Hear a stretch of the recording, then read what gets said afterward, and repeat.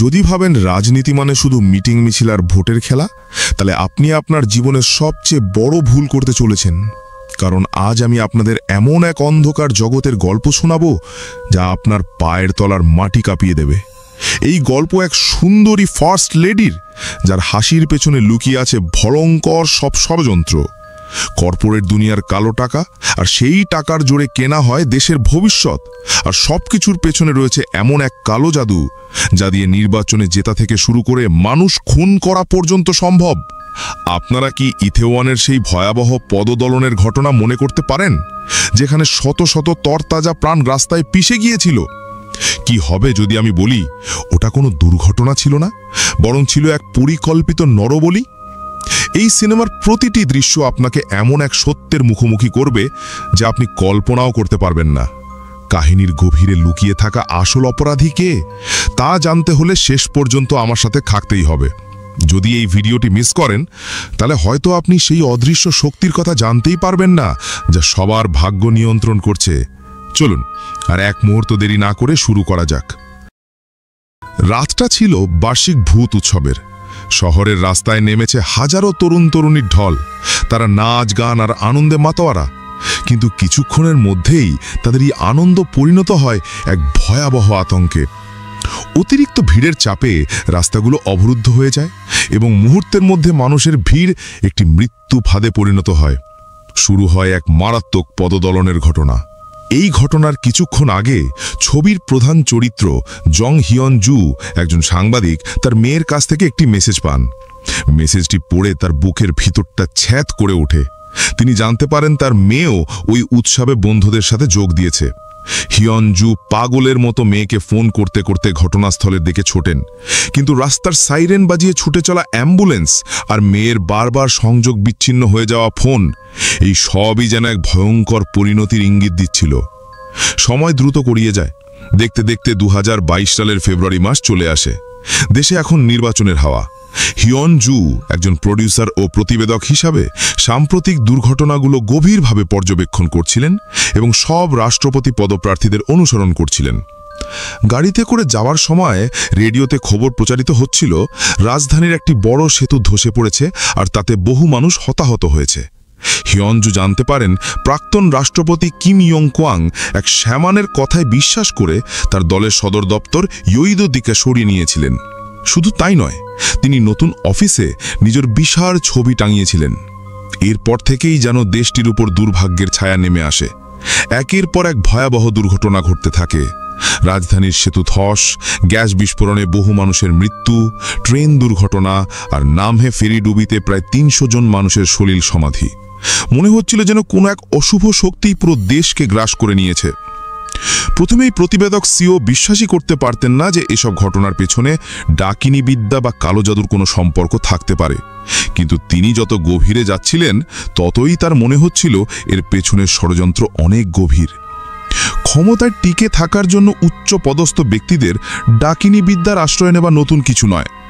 যেমন 1971 সালে রাষ্ট্রপতি পার্ক এক মানবিক অভিযানের আগে সামানের কাছ থেকে শুভ দিন জেনে নিয়েছিলেন। এমনকি 1986 সালের রাষ্ট্রপতি নির্বাচনের তারিখও এক জ্যোতিষী ঠিক করে দিয়েছিলেন। এই সব ভাবতে ভাবতে প্রতিবেদক সিও হঠাৎ জানালার বাইরে একটি অ্যাপার্টমেন্টের দিকে দেখিয়ে বললেন, ওটা আগে একটা ডিপার্টমেন্টাল স্টোর ছিল। ধসে পড়ার পর এটিকে এখন একটি বাণিজ্যিক আবাসিক অ্যাপার্টমেন্ট বানানো হয়েছে। আর হিয়নজু যার উপর তদন্ত করছেন, সেই রহস্যময়ী নারী মিসেস ইউন জি শিন এই অ্যাপার্টমেন্টেই থাকেন। ইউন জি শিনের স্বামী কিম সিওল দেশের prosecutor general capital law university থেকে পাশ করেছিলেন। শোনা যায় তিনি নাকি 9 বার চেষ্টার পর বিচার বিভাগীয় পরীক্ষায় পাশ করেছিলেন। আর তার স্ত্রী ইউন জি শিন এটি কন্টেন্ট এক্সিবিশন কোম্পানির মালিক। হিয়নজু এই দম্পতিকে নিয়ে তদন্ত করতে গিয়ে কিছু অদ্ভুত কুসংস্কারমূলক অভিযোগের খোঁজ পান। কিম সিওলের উত্থান হয়েছিল রাষ্ট্রপতি পাক মি এর সময়। তখন দেশে ঘটে যাওয়া নানা ছোট বড় ঘটনার তদন্তের সুযোগ নিয়ে তিনি বিশেষ তদন্তকারী দলের প্রধান হন এবং একের পর এক পদোন্নতি পেতে থাকেন। শোনা যায় তিনি যখন কেন্দ্রীয় প্রসিকিউটর অফিসের প্রধান ছিলেন, তখন প্রায় ভোরবেলা একা শিমন মন্দিরে পুজো দিতে যেতেন। এর কিছুদিন পরেই 52 বছর বয়সী কিম সিওল তাড়াহুড়ি করে বিয়ে করেন। গুজব আছে যে তার স্ত্রী ইউন জি হুই একজন শামানের কন্যা বা ডাকিনী মেয়ে।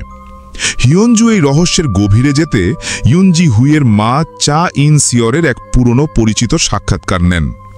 সেখান থেকে তিনি জানতে পারেন 1987 সালে স্বামীর মৃত্যুর পর চা ইন সিওর জমির বাদশা করে ও কর ফাঁকি দিয়ে প্রচুর অর্থ উপার্জন করে। তিনি এতটাই ধূর্ত ছিলেন যে সবসময় ধনী হবার সুযোগ খুঁজে নিতেন। আর তার মেয়ে ইউন জি হুই মায়ের দ্বারা প্রভাবিত হয়ে ছোটবেলা থেকেই ডাকিনী বিদ্যায় আসক্ত ছিলেন এবং পুরুষদের ব্যবহার করে নিজের ইচ্ছা পূরণ করতে শিখেছিলেন। ইউন জি হুই নিখুঁত সুন্দরী হবার জন্য একাধিকবার কসমেটিক সার্জারি করান। গল্পটা এই পর্যন্ত শুনে হয়তো অনেকেই দক্ষিণ কোরিয়ার প্রাক্তন রাষ্ট্রপতি ইউন সুক ইয়োলের স্ত্রী কিম কিয়ন হিওর কথা ভাবছেন। সিনেমার কিম হিওলের মতোই ইউন সুক ইয়োলও তার কর্মজীবন প্রসিকিউটর হিসেবে শুরু করেছিলেন এবং অনেক চেষ্টার পর পরীক্ষায় পাশ করেছিলেন। তাই সিনেমার মূল চরিত্রগুলো কাদের থেকে অনুপ্রাণিত তা আর বলার অপেক্ষা রাখে না। আচ্ছা, গল্পে ফেরা যাক। বিশ্ববিদ্যালয়ে পড়ার সময় ইউন জি হুই একটি বারে পার্ট টাইম কাজ করতেন। সেখানে তিনি এক বারটেন্ডারের সাথে বন্ধুত্ব করেন। যখনই কোনো ধনী খদ্দের আসত, বারটেন্ডার তাকে জানিয়ে দিত।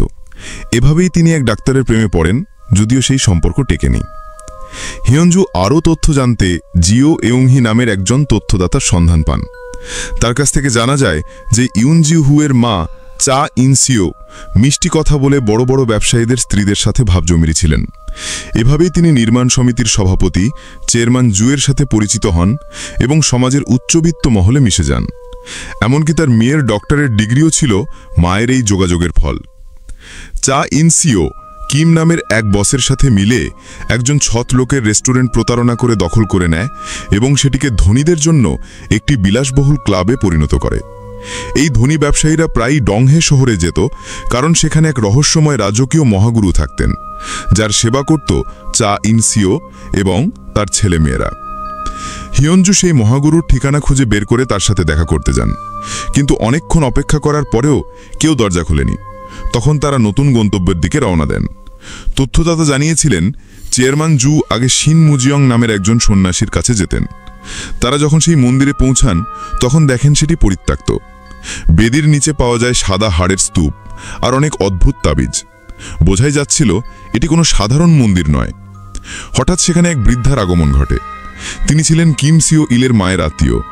তিনি জানান কিম সিও ইল বারবার পরীক্ষায় অকৃতকার্য হওয়ায় তার বাবা মা তাকে এই মন্দিরে পড়াশোনা করতে পাঠিয়েছিলেন।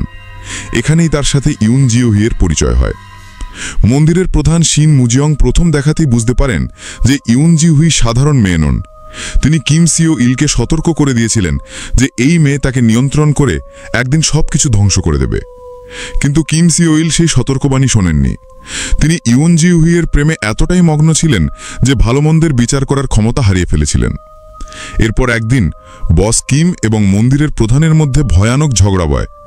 বস কিম চিৎকার করে বলছিলেন, আমি মহান সাম্রাজ্যের স্বপ্ন পূরণ করবই, কিন্তু মন্দিরের প্রধান বলেন যেটা অসম্ভব। তখন বস কিম একটি জাপানি জাদুকরকে ডেকে আনেন এবং জাদুবিদ্যার লড়াইয়ে মন্দিরের প্রধানকে হত্যা করেন। পরে সেই মন্দিরটিও বস কিম কিনে নেন, আর কিম সিও ইল সিউলে ফিরে পরীক্ষায় পাশ করেন এবং তার থেকে 10 বছরের ছোট ইউন জি হুইকে বিয়ে করেন। হিয়ঞ্জু মন্দিরের একটি পুরনো গ্রুপ ছবি খুঁজে পান, যার পেছনে একটি ব্যানারে জাপানি ভাষায় কিছু লেখা ছিল, কায়েসে কি তেনসি শিশেকো। এই বাক্যটি জাপানের এক গোপন অশুভ গোষ্ঠীর মূলমন্ত্র। দ্বিতীয় বিশ্বযুদ্ধের সময় জাপানি সৈন্যরা এই মন্ত্রটি তাদের পোশাকে লিখত, কারণ তারা বিশ্বাস করত এটি তাদের অলৌকিক শক্তি দেবে। কথিত আছে এই মন্ত্রের শক্তি বাড়ানোর জন্য হাজার হাজার মানুষকে বলি দেওয়া হতো। যদি 10,000 মানুষের জীবন উৎসর্গ করা হয় তাহলে তারা হয়ে যেতে পারবে। এই ছবি প্রমাণ করে যে এই দম্পতির সাথে জাপানি কালো জাদুর গভীর সম্পর্ক রয়েছে। হিয়ঞ্জু তার হাতে থাকা তথ্যগুলো ইন্টারনেটে প্রকাশ করতেই চারিদিকে আলোড়ন সৃষ্টি হয়। ঠিক তখনই কিম সিও ইল আনুষ্ঠানিকভাবে রাষ্ট্রপতি নির্বাচনে দাঁড়ানোর ঘোষণা করেন এবং তার স্ত্রী এবং শাশুড়ির বিরুদ্ধে ওঠা সমস্ত অভিযোগ অস্বীকার করেন। কিন্তু সাধারণ মানুষ তাকে বিশ্বাস করে না, কারণ ইউন জি হুইয়ের বিরুদ্ধে কেবল একাডেমিক গবেষণাপত্র জালিয়াতির অভিযোগই ছিল না, তার কোম্পানিও অতিরিক্ত পৃষ্ঠপোষকতা নেওয়ার জন্য পুলিশের তদন্তের অধীনে ছিল। হিয়ঞ্জু আরও গভীরে যাওয়ার জন্য ইউন জি হুইয়ের বান্ধবী জিন মিনজুকে একটি সাক্ষাৎকারের জন্য রাজি করানোর চেষ্টা করেন, কিন্তু তার আগে ঘটে এক ভয়ঙ্কর ঘটনা। একদিন গাড়ি করে যাওয়ার সময় হিয়ঞ্জুর গাড়ির ব্রেক ফেল করে। তিনি বুঝতে পারেন কেউ ইচ্ছেকৃতভাবে ব্রেকের তার কেটে দিয়েছে। তাকে থামানোর জন্য খুনের চেষ্টা করা হচ্ছে, কিন্তু হিয়ঞ্জু ভয় পেয়ে পিছিয়ে যাননি। তার ক্রমাগত চেষ্টার পর জিনমিনজু অবশেষে সাক্ষাৎকারে রাজি হন। সেই সাক্ষাৎকার থেকে বেরিয়ে আসে আরও চাঞ্চল্যকর তথ্য। জিনমিনজু জানান কিম সিও ইলের সাথে পরিচিত হওয়ার আগে ইউন জিহুই আরও দুজন প্রসিকিউটরের সাথে সম্পর্কে জড়িত ছিলেন। পরে সেই প্রসিকিউটরদের বিরুদ্ধে দুর্নীতির অভিযোগ উঠলে ইউন জিহুই তাদের ছেড়ে দেন। এরপর ইউন জিহুইয়ের মায়ের বিরুদ্ধে এক বিচার বিভাগীয় কর্মকর্তা ঘুষ নেওয়ার অভিযোগ তোলেন এবং 500 মিলিয়ন ওন দাবি করেন। কিন্তু কিছুদিন পরেই সেই কর্মকর্তা রহস্যময়ভাবে অসুস্থ হয়ে মারা যান। জিনমিনজু দৃঢ়ভাবে বিশ্বাস করেন যে ইউন জিহুই ডাকিনী বিদ্যা ব্যবহার করে তাকে হত্যা করেছেন, কারণ ইউন জিহুই একবার গর্ব করে বলেছিলেন, যারা আমার কথা শোনে না তাদের সগার এই পরিণতি হয়। ইউনজু আরও জানতে পারেন যে ইউন জিহুই তার মায়ের প্রেমিক বসকিমের মাধ্যমেই নিতের কোম্পানিকে প্রতিষ্ঠা করেছিলেন। এই বসকিমের আসল পরিচয়ও রহস্যে ঘেরা। তার আসল নাম কিম জংশি এবং তিনি জাপানে জন্মগ্রহণ করেছিলেন। আবারও সেই জাপানের যোগসূত্র। এই রহস্যের জট খুলতে হিয়ঞ্জু ইলগুয়াং মন্দিরে হুয়াইউ মাস্টার নামের এক সন্ন্যাসীর সাথে দেখা করতে যান, কারণ এই সন্ন্যাসীর এক শিষ্য ইউন জিহুইয়ের জন্য ধর্মীয় অনুষ্ঠান করেছিল। শোনা যায় জাপানি ঔপনিবেশিক শাসনের অবসানের পর কোরিয়ায় 50,000-এরও বেশি জাপানি থেকে গিয়েছিল, যারা গোপনে মন্দির তৈরি করে জাদুবিদ্যা অনুশীলন করত। হুয়াইউ তাদেরই একজন। কিন্তু মন্দিরে গিয়ে তারা যা দেখেন তাতে অবাক হয়ে যান। সন্ন্যাসীর এক হাতে সোনার ঘড়ি আর অন্য হাতে লেটেস্ট মডেলের স্মার্টফোন। তার মধ্যে সন্ন্যাসীর কোনো লক্ষণই ছিল না, বরং তাকে দেখাচ্ছিল এক ধুরন্ধর ব্যবসায়ীর মতো। হিয়ঞ্জু বুঝতে পারছিলেন এই ভণ্ড সন্ন্যাসীর কাছ থেকে সত্যি কথা বের করতে হলে কৌশলের আশ্রয় নিতে হবে। তিনি শান্ত গলায় মিথ্যে বললেন, ইউন জিহুই আমাকে পাঠিয়েছেন, তার একটি বিশেষ ধর্মীয় অনুষ্ঠানের জন্যই জিয়নজাইকে প্রয়োজন। এই কথা শোনার সাথে সাথে ভণ্ড সন্ন্যাসী হুয়াইউয়ের চোখের লোভ চকচক করে উঠল। সে দ্রুত তার শিষ্য জিয়নজাইকে ফোন লাগালো, কিন্তু ফোনের ওপার থেকে জিয়নজাই যখনই শুনলেন যে ইউন জিহুই তাকে খুঁজছেন, তার গলার স্বর বদলে গেল। সে সতর্ক হয়ে তার গুরুকে ধমক দিয়ে বলল, আপনি আজে বাজে কথা বলবেন না, আজকাল একদল সাংবাদিক পাগলের মতো খবর খুঁজে বেড়াচ্ছে। শিষ্যের কাছে এমন ধমক খেয়ে হুয়াইউয়ের অহংকারে লাগল। সে ফোনটা রেখে সরাসরি হিয়ঞ্জুর দিকে তাকিয়ে জিজ্ঞাসা করল, আপনি কি সাংবাদিক? বলুন, আমি সাক্ষাৎকার দিতে রাজি আছি। মাস্টার হুয়াইউয়ের মুখ থেকে এরপর যা শোনা গেল তা ছিল আরও চাঞ্চল্যকর। জিয়নজাই ছিল এক অনাথ, যার কোনো আশ্রয় ছিল না, কিন্তু সে সামহাও সিওলের অভিজাত এলাকা গাং নামে একটি বিশাল ধর্মশালা তৈরি করে ফেলে এবং নিয়মিত তার গুরু হুয়াইউকে দামি দামি উপহার পাঠাত। বোঝাই যাচ্ছিল সে কোনো বড় মাছের সন্ধান পেয়েছে। একদিন সেই জিয়নজাইয়ের মাধ্যমেই ইউন জিহুই সাহায্য চাইতে আসে হুয়াইউয়ের কাছে। সে হুয়াইউকে তার কারুজাদুর গোপন রহস্য শেখানোর জন্য অনুরোধ করে। সেই রাতে ইউন জিহুই নিজের নারীত্বের ফাঁদ পেতে হুয়াইউকে বাধ্য করে তাকে শিষ্য হিসেবে গ্রহণ করতে। কিন্তু ইউন জিহুইয়ের উচ্চাকাঙ্ক্ষা ছিল আকাশ ছোঁয়া। কিছুদিন পর সে তার গুরুকে বলে যে সে নিজের একটি রাষ্ট্র গড়তে চায়, বিশেষ করে যখন থেকে সে তার মায়ের প্রেমিক সেই রহস্যময় জাপানি বস কিম জংশিয়ের সাথে পরিচিত হয়, তখন থেকে তার জাদুবিদ্যার ক্ষমতা এতটাই বেড়ে যায় যে তার গুরু হুয়াইউও তাকে আর নিয়ন্ত্রণ করতে পারতেন না। হুয়াইউ সন্দেহ করেন যে কিম জংশি আসলে জাপানি জাদুকরদের এক গোপন সংগঠন শিন ইয়ং হুইয়ের সদস্য। সে ইউন জিহুই এবং তার মাকে ঘুঁটি হিসেবে ব্যবহার করে কিম সিও ইলকে দেশের রাষ্ট্রপতি বানাতে চেয়েছিল, যাতে পর্দার আড়াল থেকে সে কোরিয়ার রাজনীতি নিয়ন্ত্রণ করতে পারে। আর সবকিছু ঠিক সেই পরিকল্পনা মতোই এগোচ্ছিল। কিম সিও ইল তার দলের সম্মেলনে বিপুল ভোটে রাষ্ট্রপতি প্রার্থী হিসেবে নির্বাচিত হন। তার নিজের জীবনে কোনো কলঙ্ক ছিল না, কিন্তু তার পাশে থাকা একমাত্র টাইম বোমা ছিল তার স্ত্রী ইউন জিহুই। নিজের বিরুদ্ধে ওঠায় একের পর এক অভিযোগ সামাল দিতে ইউন জিহুই একটি সংবাদ সম্মেলন ডাকেন। সেখানে হিয়ঞ্জুও উপস্থিত ছিলেন। ইউন জিহুই কান্নাকাটি করে স্বীকার করেন যে তিনি তার জীবন বৃত্তান্তে কিছু মিথ্যে তথ্য দিয়েছেন। তিনি তার গর্ভপাত হওয়া সন্তানের গল্প শুনিয়ে মানুষের সহানুভূতি পাওয়ার চেষ্টা করেন। কিন্তু হিয়ঞ্জু তার এই নাটক থামিয়ে দিয়ে সবার সামনে ফাঁস করে দেন যে ইউন জিহুই শুধু জীবন বৃত্তান্ত নকলই করেননি, তিনি মিস লি ইয়নজি নামের এক মেয়ের পুরো জীবনটাই চুরি করেছেন। এই লি ইয়নজি রহস্যজনকভাবে মারা গিয়েছিলেন এবং তার বোনই বিচার চেয়ে হিয়ঞ্জুকে সমস্ত নথি পাঠান। এত বড় কেলেঙ্কারি ফাঁস হওয়ার পরেও সবাইকে অবাক করে দিয়ে কিম সিও ইল নির্বাচনে জয়লাভ করেন এবং কোরিয়ার 20তম রাষ্ট্রপতি হন। আর তার নির্বাচিত হওয়ার সাথে সাথে হিয়ঞ্জুর স্টুডিওতে পুলিশ তল্লাশির নোটিশ আসে।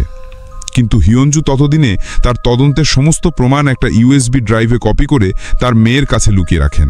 ক্ষমতায় আসার পর কিম সিও ইল তার স্ত্রীর কথায় ডোং হেতে সেই মহাগুরুর কাছে ভাগ্য গণনা করতে যান।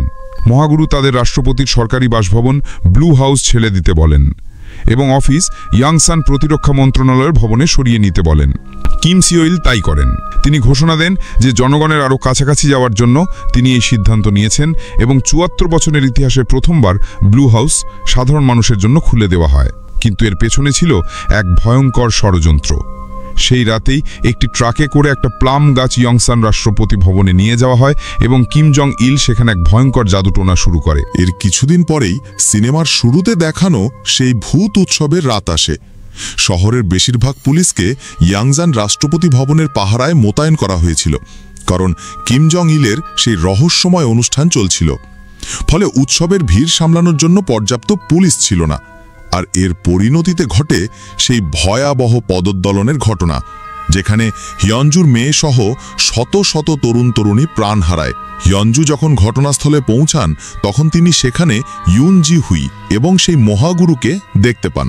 তিনি বুঝতে পারেন এই দুর্ঘটনা তাদেরই কোনো ষড়যন্ত্রের ফল। সরকার এই ঘটনার দায় এড়াতে পারে না। হিয়ঞ্জু একটি অনলাইন লাইভ শুরু করেন এবং ফাঁস করেন যে দুর্ঘটনার ৪ ঘন্টা আগেই পুলিশকে সতর্ক করা হয়েছিল। কিন্তু সেদিন ইয়াংজান জেলা অফিসে মাত্র ৮ জন কর্মী ডিউটিতে ছিলেন এবং মোতায়েন করা পুলিশদের মাদক নিয়ন্ত্রণের কাজে লাগানো হয়েছিল। তার মানে কি পুলিশ আগে থেকেই জানতো যে উৎসবে মাদকের অপব্যবহার হবে? আরও শকিং ব্যাপার হলো, দুর্ঘটনা স্থান থেকে মাত্র ৫ মিনিটের দূরত্বে ৩টি নিরাপত্তা বাহিনী মোতায়েন থাকলেও তারা সাহায্য করতে আসেনি, কারণ তারা সবাই একটা খালি রাষ্ট্রপতি ভবন পাহারা দিচ্ছিল। ইয়াঞ্জু লাইভে আরও বলেন যে তিনি ঘটনাস্থলে জাপানি ধর্মগুরুদের পোশাক পরা এক ব্যক্তিকে দেখেছেন। তার সন্দেহ এই বিপর্যয় ছিল ইচ্ছাকৃতভাবে ঘটানো এক নরবলি। লাইভ চলাকালীন তাইজা বা যুবরাজ নামের একটি আইডি থেকে একটি অদ্ভুত বার্তা আসে: দক্ষিণ পূর্ব, উত্তর পশ্চিম, মধ্য, এবার মাটি। রিপোর্টার সিও এর মানে জানতে চাইলে সেই ব্যক্তি তাকে একটি ইন্টারনেট ক্যাফের ঠিকানায় দেখা করতে বলে। পরের দিন তারা সেখানে গেলে এক মোটা অপ্রাপ্তবয়স্ক ছেলের দেখা পায়। ছেলেটি তাদের এক অদ্ভুত ভূগর্ভস্থ গুদামে নিয়ে যায়, যেখানে ভয়ঙ্কর সব বেদি সাজানো ছিল। ছেলেটি চোখ বন্ধ করে বসে এবং যখন সে আবার চোখ খোলে তার কণ্ঠস্বর এক ৬০-৭০ বছরের বৃদ্ধের মতো হয়ে যায়। সে জানায় জাপানে হিতবাসীরা বা নরবলি বলে একটি প্রথা আছে, যেখানে তরুণদের হত্যা করে তাদের বিশুদ্ধ আত্মাকে বলি দিয়ে নিজের পাপ অন্যের উপর চাপিয়ে দেওয়া হয়।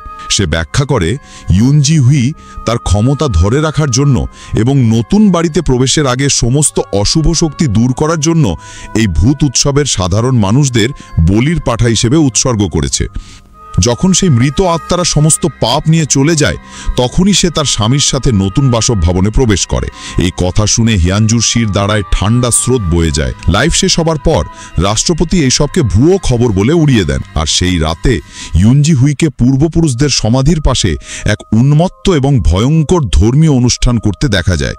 সে মুখে মুরগির রক্ত মাখছিল এবং পশুর কাঁচা নাড়িভুড়ি খাচ্ছিল। একজন বৃদ্ধ লোকে দৃশ্য দেখে ফেলে এবং ভয়ে তার মানসিক ভারসাম্য হারিয়ে ফেলে। হিয়াঞ্জু তার সাক্ষাৎকার নিতে গেলেও কোনো লাভ হয় না।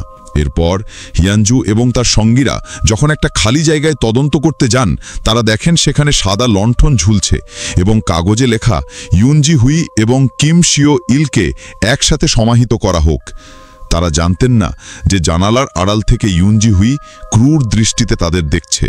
তদন্ত শেষ করে ফেরার পথেই দুটি গাড়ি এসে তাদের গাড়িকে ধাক্কা দেয় এবং এই ৩ জন রহস্য উন্মোচনকারীর জীবন সেখানেই শেষ হয়ে যায়। অন্যদিকে কিম শিও ইল সেই মহাগুরুর নির্দেশে দেশে জরুরি সামরিক আইন ঘোষণা করেন। তিনি জানতেন না যে তার স্ত্রী আসলে জাপানি গুপ্তচর কিম জং ইল দ্বারা প্রভাবিত হয়ে রাষ্ট্রবিরোধী শক্তি দমনের নামে এক সামরিক অভ্যুত্থান ঘটাতে চলেছে। তাদের আসল উদ্দেশ্য ছিল জাপান ও আমেরিকার শক্তিকে ব্যবহার করে কোরীয় উপদ্বীপে যুদ্ধ শুরু করা এবং জাপানকে তার পুরনো সাম্রাজ্যবাদী স্বপ্ন পূরণে সাহায্য করা। ইউনজি হুই স্বপ্ন দেখতেন যে এই একীকরণের পর তিনি নিজে রাষ্ট্রপতি হবেন। কিন্তু তার এই বিশাল উচ্চাকাঙ্ক্ষাই তার কাল হয়। তার ষড়যন্ত্র ফাঁস হয়ে যায় এবং সারা দেশের মানুষ তার স্বামী কিম শিও ইলের বিরুদ্ধে রাস্তায় নেমে আসে। অবশেষে তাকে অভিশংসনের মাধ্যমে রাষ্ট্রপতির পদ থেকে সরিয়ে দেওয়া হয়, আর এখানেই চলচ্চিত্রটি শেষ হয়। এই ভয়ঙ্কর গল্পটা শেষ হবার পর আমাদের মনে কি প্রশ্ন জাগে? ক্ষমতা, লোভ আর অন্ধবিশ্বাস মানুষকে কতটা নিচে নামাতে পারে, এই সিনেমাটি এক জ্বলন্ত উদাহরণ। এটি আমাদের দেখায় যে যখন কোনো দেশের নেতারা নিজেদের স্বার্থের জন্য কালো জাদু আর ষড়যন্ত্রের মতো অন্ধকার পথ বেছে নেয়, তখন তার ফল কতটা মারাত্মক হতে পারে। শত শত সাধারণ মানুষের জীবন তাদের কাছে খেলনার পুতুল হয়ে যায়। কিন্তু এই অন্ধকারের মধ্যেও আমরা আশার আলো দেখতে পাই। ইয়ঞ্জুর মতো জাস্টিকদের মধ্যে যারা নিজেদের জীবনের ঝুঁকি নিয়েও সত্যকে সামনে আনার জন্য লড়াই করে গেছেন, তাদের মৃত্যু আমাদের শিখিয়ে যায় যে সত্যের পথ কখনোই সহজ নয়, কিন্তু সেই পথ ত্যাগ করা মানে অন্যায়ের কাছে মাথা নত করা। এই গল্প শুধু একটা দেশের নয়, এটি পুরো বিশ্বের। পৃথিবীর প্রতিটি কোণায় কোথাও না কোথাও ক্ষমতার এমন নোংরা খেলা চলছে। তাই আমাদের সবসময় সচেতন থাকতে হবে, প্রশ্ন করতে শিখতে হবে, কারণ আমরা যদি চুপ থাকি তাহলে ইয়াংজি হুইজের মতো মানুষেরা বারবার সাধারণ মানুষকে বলি দিয়ে নিজেদের অশুভ উদ্দেশ্য পূরণ করে যাবে। এই সিনেমা আমাদের একটা বড় শিক্ষা দেয়। সবচেয়ে বড় শক্তি কোনো জাদুটোনা বা ষড়যন্ত্র নয়, সবচেয়ে বড় শক্তি হলো একতা এবং সত্যের প্রতি অবিচল থাকা। যদি মনে হয় এই ধরনের গল্প সবার জানা উচিত, তাহলে ভিডিওটিকে একটি লাইক দিন এবং আপনার বন্ধুদের সাথে শেয়ার করুন। আর ভবিষ্যতে এই রকমই রহস্য, রোমাঞ্চ আর শিক্ষণীয় গল্পে ভরা সিনেমার এক্সপ্লেনেশন দেখতে চাইলে আমাদের চ্যানেলটিকে সাবস্ক্রাইব করতে ভুলবেন না। আপনাদের সমর্থনই আমাদের এগিয়ে যাওয়ার একমাত্র শক্তি। ধন্যবাদ।